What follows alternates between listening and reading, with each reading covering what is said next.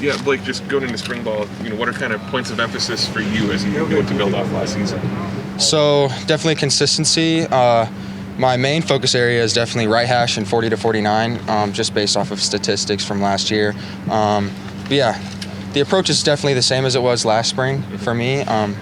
Just definitely want to focus on those emphasis areas. So, is there anything with that part of the field that makes it more complicated or difficult, or what kind of goes into that? Oh no, not necessarily. I think kind of just how the cookie crumbled, in the season, and obviously we've taken a look at it, watched a bunch of film. I've reviewed a bunch of notes on it and everything, and yeah, like I said, the approach is the same. We've seen you out here punting a little bit so far. Just what's your familiarity with that, and how's that been going? So I punted a little bit in high school. I've played goalkeeper in soccer, and I kind of have like a natural knack for it as well, and I enjoy it. It's fun. It's something new. But yeah, kind of look at Connor to improve at that. So yeah. Like, how's this off season different from last year? I mean, going into 2024, it was about following Harrison Meeps and stuff like that. So how's it different this time around? I don't think it's any different. I would say that not having someone older than you is a little bit different, but I want to step into that leadership role, and like we have a couple of young guys that I want to take kind of under my wing and show them the right way to do things, and I think that's important for me.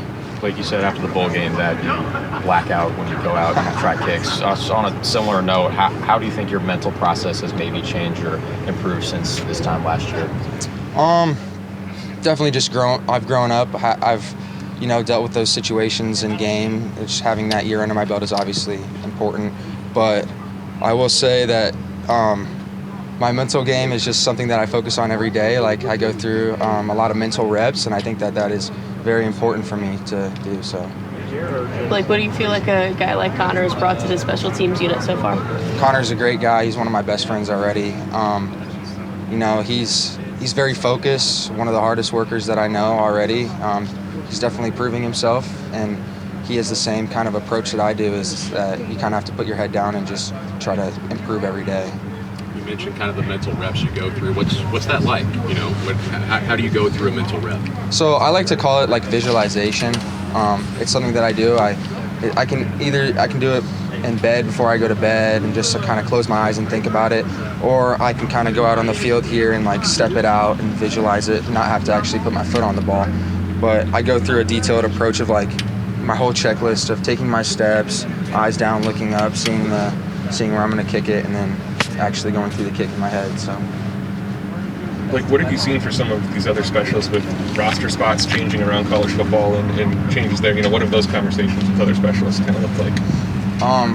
Obviously we have like 4 specialists right now, 4 or 5, and it's definitely a change. But I think that having less guys in the room just means that we got to be more focused, and like in our meetings and everything, it feels like there's no one in there when we're meeting, but I think everyone's just so locked in on what they want to do. So culture's very good in the specialist room right now. So, any other questions for Blake?